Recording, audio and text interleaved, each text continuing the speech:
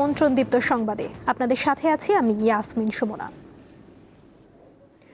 আসন্ন ত্রয়োদশ জাতীয় সংসদ নির্বাচনে প্রতিদ্বন্দ্বী রাজনৈতিক দল ও স্বতন্ত্র প্রার্থীদের মাঝে প্রতীক বরাদ্দ কার্যক্রম চলছে। ঢাকার ২০টি আসনে লড়ছেন কমপক্ষে ১৩৭ প্রার্থী।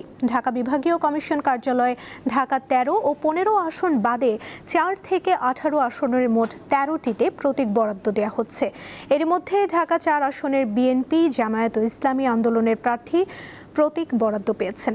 ঢাকা ৯ আসন থেকে আলোচিত স্বতন্ত্র প্রার্থী তাসনিম জারা পেয়েছেন ফুটবল প্রতীক। এবারে নির্বাচনে ২৯৮টি আসনে মোট ৫০টি রাজনৈতিক দল অংশ নিচ্ছে। এর মধ্যে স্বতন্ত্র প্রার্থী রয়েছেন শতাধিক। তেমনি জোটভিত্তিক নির্বাচনী আসনে অংশ নিচ্ছে অনেক রাজনৈতিক দল। আমরা শাপলা প্রতীক চেয়েছিলাম, পরবর্তীতে আপনারা জানেন যে আমরা এই শাপলা কলি প্রতীক পেয়েছি এবং আজকে ফাইনালে আমাদের ঢাকা ৮-এ নাসিরউদ্দিন পাটোয়ারি শাপলা কলি প্রতীকে এখানে আপনাদের প্রতীক বরাদ্দ দেওয়া হয়েছে। আমাদের সারা বাংলাদেশে আমাদের 10 দলীয় জোটের পক্ষ থেকে মোট 30 জন এনসিপির পক্ষ থেকে নির্বাচন করছে। সে 30 জন সারা বাংলাদেশে কিন্তু শাপলা কলি প্রতীকে নির্বাচন করবে। আমাদের ত্রয়োদশ জাতীয় সংসদ নির্বাচনের আজকে আমরা আনুষ্ঠানিকভাবে তৃতীয় ধাপে পদার্পণ করছি। আমাদের বিভিন্ন রাজনৈতিক দলের এবং প্রতিদ্বন্দ্বী প্রার্থী যারা আছেন তাদের যে আনুষ্ঠানিকভাবে আমরা আজকে প্রতীক বরাদ্দের দিন ধার্য ছিল। আমরা এখন পর্যন্ত বেশ কয়েকটি আসনের প্রতীক বরাদ্দ করেছি, আরও বেশ কয়েকটি বাকি আছে। আমরা নির্ধারিত সময়ের ভিতরে ইনশাল্লাহ শেষ করতে পারবো। এ বিষয়ে জানাতে ঢাকার বিভাগীয় কমিশনারের কার্যালয় থেকে যুক্ত আছেন সহকর্মী শিউলি শবনম। শিউলি, আলোচিত প্রার্থীদের মধ্যে এখন পর্যন্ত কারা প্রতীক পেয়েছেন? আসন্ন ভোট নিয়ে তাদের প্রতিক্রিয়া কি?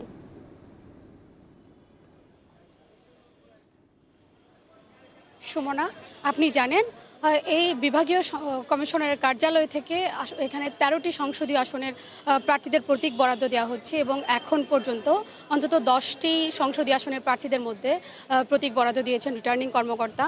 এবং এইসব প্রার্থীদের মধ্যে যদি আপনাকে একটু উল্লেখ করি, সকালে নাসিরউদ্দিন পাটোয়ারি এসেছিলেন, এর পরপর তাসনিম জারা এসেছেন এবং নাহিদ ইসলাম তিনি তার প্রতিনিধি পাঠিয়ে প্রতীক সংগ্রহ করেছেন। এর বাইরে যদি আপনাকে বলি যে আপনি জানেন যে ঢাকার যে সংসদীয় আসন সেখানে আসলে বেশিরভাগ হেভিওয়েট প্রার্থীরাই প্রতিদ্বন্দ্বিতা করেন। সে অর্থে এখানে যেসব প্রার্থী ভোটের মাঠে লড়াই করবেন তাদের আসলে বেশিরভাগই হেভিওয়েট প্রার্থী। এবং আমরা দেখেছি জামায়াতের বেশ কিছু প্রার্থী এসেছিলেন বিভিন্ন সংসদীয় আসনের, তারা তাদের প্রতীক সংগ্রহ করেছেন। তবে আমরা এখনও পর্যন্ত বিএনপির যিনি প্রার্থী তারেক রহমান তিনিও আসার কথা রয়েছেন, তবে এখনও পর্যন্ত তিনি কিংবা তার কোনো প্রতিনিধি আমরা এখানে প্রতীক সংগ্রহ করতে আসতে দেখিনি। তবে আপনাকে যদি একটু জানিয়ে রাখি যে এখানে যেসব প্রার্থী প্রতীক সংগ্রহ করতে এসেছেন এবং প্রতীক সংগ্রহ করার পরে তারা কথা বলেছেন এবং তারা আমরা দেখেছি যে বিশেষ করে এনসিপি, বিএনপি এবং জামায়াতের যেসব প্রার্থী তারা আসলে পরস্পরের বিরুদ্ধে আচরণ বিধি ভঙ্গের অভিযোগ করেছেন এবং রিটার্নিং কর্মকর্তাদের কাছেও তারা মৌখিকভাবে সেই আচরণ বিধি ভঙ্গের জন্য অভিযোগ করেছেন। বিশেষ করে তারা অভিযোগ করছেন যে রিটার্নিং কর্মকর্তা কিংবা প্রশাসন আসলে একপাক্ষিক আচরণ করছে, সে বিষয়টা তারা বারবার উল্লেখ করেছেন। এসব অন্য যেসব প্রার্থী, নারী প্রার্থী যারা এসেছেন তারা প্রত্যেকেই আচরণ বিধি সংক্রান্ত বিভিন্ন বিষয় নিয়ে উদ্বেগ প্রকাশ করেছেন। এবং কিছুক্ষণ আগে রিটার্নিং কর্মকর্তা যখন এখানে গণমাধ্যমের সাথে সরাসরি কথা বলছিলেন, তিনিও বলছেন যে তার মধ্যে যেসব অভিযোগ গেছে তার মধ্যে আসলে উল্লেখ করার মতো আইনশৃঙ্খলা পরিস্থিতি যাতে স্বাভাবিক থাকে সেই বিষয়টা প্রার্থীরা নিশ্চিত করার জন্য তাদেরকে আহ্বান জানিয়েছেন। তবে তিনি মনে করছেন এখনও নির্বাচনী যে পরিবেশ, সে পরিবেশে বড় ধরনের কোনো সামঞ্জস্যহীনতা নাই যাতে ভোট নিয়ে উদ্বেগ হওয়া যায়। তো যেহেতু 3:30 পর্যন্ত এই কার্যক্রম চলার জন্য একটা সময় বেঁধে দেওয়া আছে, এখনও 10টি সংসদীয় আসনের প্রার্থীদের মধ্যে প্রতীক বরাদ্দ দেওয়া হয়েছে এবং আশা করা যাচ্ছে হয়তো 3:30টার মধ্যে এই কার্যক্রম শেষ করা যাবে। তবে আপনাকে যদি একটু জানিয়ে রাখি যে এই পর্যন্ত ভোটের মাঠে 1946 জন প্রার্থী যারা প্রতিদ্বন্দ্বিতা করছেন, তারা যেহেতু আগামীকাল থেকে ভোটের জন্য আনুষ্ঠানিক যে প্রচারণা, সে প্রচারণা শুরু হবে এবং এই প্রচারণার মধ্য দিয়ে যাতে কোনো রকম আচরণ বিধি ভঙ্গের ঘটনা না ঘটে সে বিষয়টার জন্য আসলে নির্বাচন কমিশন নজর রাখছেন। এবং আজকে প্রধান নির্বাচন কমিশনের প্রধান উপদেষ্টা যিনি, তার সাথে একটা আইনশৃঙ্খলা বিষয়ক বৈঠক রয়েছে এবং সে বৈঠকেও আশা করা যাচ্ছে যে প্রার্থীরা যাতে কোনো রকম আচরণ বিধি ভঙ্গের মতো ব্যাপারগুলো না ঘটায় সে বিষয়ে আসলে জানানো হবে। তো সুমনা, এই ছিল এখান থেকে আমার কাছে সর্বশেষ। শিউলি, ধন্যবাদ আপনাকে। ঢাকার পাশাপাশি সারা দেশে চলছে প্রতীক বরাদ্দ কার্যক্রম। চট্টগ্রামের 16টি আসনে বিভিন্ন দলের প্রার্থীদের প্রতীক বরাদ্দ দেওয়া হয়। জেলা রিটার্নিং অফিসার ও জেলা প্রশাসক 11টি আসন এবং বিভাগীয় কমিশনার কার্যালয়ের রিটার্নিং অফিসার ও বিভাগীয় কমিশনার নগরীর 5টি আসনে প্রার্থীদের মধ্যে প্রতীক বরাদ্দ দেন। নোয়াখালীর 6টি নির্বাচনী আসনে বিএনপি, জামায়াত ও এনসিপি সহ বিভিন্ন দলের 47 জন প্রতিদ্বন্দ্বী প্রার্থীর মধ্যে প্রতীক বরাদ্দ দেওয়া হয়েছে। একইভাবে নোয়াখালীতেও চলছে কার্যক্রম। জেলা রিটার্নিং কর্মকর্তা সকালে নোয়াখালী 1 আসনের 7 জন প্রতিদ্বন্দ্বী প্রার্থীকে প্রতীক দেওয়ার মধ্য দিয়ে কার্যক্রমের সূচনা করেন। ফেনীর 3টি আসনে 26 প্রার্থীর মাঝে প্রতীক বরাদ্দ দেন রিটার্নিং কর্মকর্তা।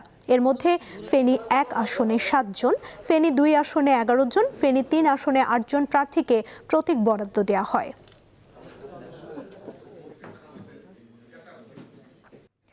প্রতীক বরাদ্দ কার্যক্রম নিয়ে জানাতে এবারে কুমিল্লা থেকে যুক্ত আছেন সহকর্মী শাকিল মোল্লা। শাকিল, কার্যক্রম কোন পর্যায়ে রয়েছে এবং আলোচিত প্রার্থীরা কারা কোন প্রতীক পেয়েছেন, বিস্তারিত আমাদের জানাবেন।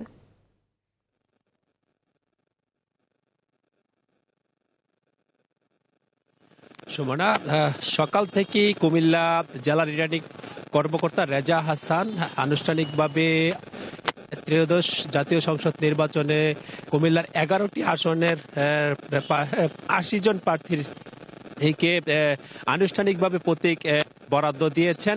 সকাল থেকে এই প্রতীক বরাদ্দ কার্যক্রম শুরু হয়ে কিন্তু দুপুর 1টা পর্যন্ত তিনি এই প্রার্থীদের মধ্যে প্রতীক বরাদ্দ দিয়েছেন। আমরা দেখেছি যে নিজ নিজ প্রার্থীরা এবং তাদের মনোনীত ব্যক্তিরা কিন্তু জেলা রিটার্নিং কর্মকর্তার কার্যালয় এসে তারা কিন্তু অনেকটা উৎসবমুখর পরিবেশে প্রতীক বুঝে নেন এবং এরই মধ্য দিয়ে কিন্তু নির্বাচনের প্রচারণার আনুষ্ঠানিকতা শুরু হয়েছে। এর মধ্যে কুমিল্লা 4 এবং কুমিল্লা 9 আসনের বিএনপির প্রার্থী কিন্তু তাদের কুমিল্লা 4-এ মঞ্জুর হাসান মুন্সি, যিনি বিএনপি থেকে মনোনীয় প্রার্থী, নিন খেলাফির কারণে কিন্তু তাকে এখনো পর্যন্ত মনোনয়ন বৈধ ঘোষণা করা হয়নি। এছাড়া কুমিল্লা 9-এ নাঙ্গলকোট আসনে বিএনপির অপর প্রার্থী আব্দুল গফুর ভূঁইয়া, তিনিও কিন্তু মামলা থাকার কারণে তিনি তার মনোনয়ন পত্রটি এখনো পর্যন্ত অবৈধ রয়েছে। এই 2 জন ছাড়া বাকি 80 জন প্রার্থী তাদের প্রতীক নিয়েছে। এছাড়া উল্লেখযোগ্য আমি যদি বলি কুমিল্লা 7 রেদওয়ান আহমেদ, যিনি বিএনপি থেকে মনোনয়ন পেয়েছেন, তার বিপরীতে অপর বিএনপি প্রার্থী যিনি স্বতন্ত্র প্রার্থী হিসাবে নির্বাচন করছেন শাওন, তিনি কিন্তু কলস প্রতীক পেয়েছে। অন্যদিকে কুমিল্লা 10 আসনে আরেকজন বিএনপির বিদ্রোহী প্রার্থী যে সামিরা আজিম দোলা, তিনি কিন্তু ফুটবল প্রতীক নিয়ে নির্বাচন প্রার্থী হয়েছেন। সব মিলিয়ে বলা যায় যে এই প্রতীক পাওয়ার মধ্য দিয়ে কুমিল্লার নির্বাচনের আনুষ্ঠানিক প্রচারণা শুরু হয়েছে এবং নির্বাচনের উৎসব কিন্তু শুরু হয়েছে। এই ছিল কুমিল্লা থেকে আমার কাছে সবশেষ। কুমিল্লা থেকে যুক্ত ছিলেন সহকর্মী শাকিল মোল্লা। এবারে একটি শোক সংবাদ। দীর্ঘদিন অসুস্থ থাকার পর মারা গেছেন ঢাকাই সিনেমার সোনালী দিনের অভিনেতা ইলিয়াস জাভেদ। বুধবার বেলা 11:30টার দিকে ঢাকার উত্তরার একটি হাসপাতালে তিনি মারা যান। ক্যান্সারে আক্রান্ত ছিলেন এই অভিনেতা। 60-এর দশকের নৃত্য পরিচালক হিসেবে চলচ্চিত্রে কাজ শুরু করেন জাভেদ। তার আসল নাম রাজা মোহাম্মদ ইলিয়াস। নৃত্য পরিচালনা দিয়ে চলচ্চিত্র জগতে অভিষেক ঘটলেও পরবর্তীতে নায়ক হিসেবে অভিনয় করেন শতাধিক চলচ্চিত্রে। 1968 সালে জাভেদ অভিনীত প্রথম উর্দু সিনেমা পায়েল মুক্তি পায়। অভিনয় জীবনের সেরা সাফল্য আসে নিশান চলচ্চিত্রের মাধ্যমে। চলচ্চিত্রে তার প্রথম নৃত্য পরিচালনা ছিল কায়সার পাশার পরিচালনায় উর্দু সিনেমা মালানে। জাভেদ অভিনীত আলোচিত ছবির তালিকায় রয়েছে মালকা বানু, অনেকদিন আগে, শাহজাদি, নিশান, রাজকুমারী চন্দ্রবান ও কাজল রেখা সহ অসংখ্য ছবি।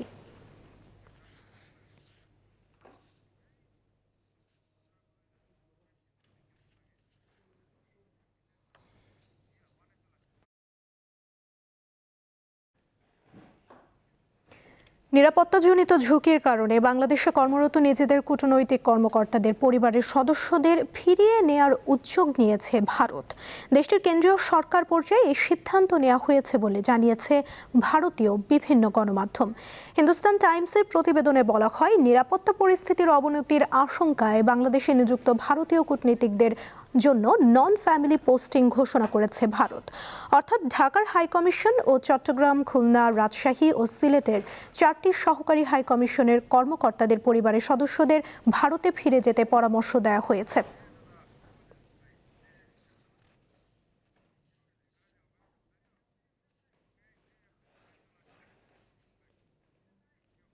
এই ছিল এখনকার মতো। পরবর্তী সংবাদ বিকেল 5টায় দেখার আমন্ত্রণ রইল। এছাড়া আরও তথ্য পেতে যুক্ত থাকুন দীপ্ত ডিজিটাল প্ল্যাটফর্মের সাথে। ধন্যবাদ সবাইকে।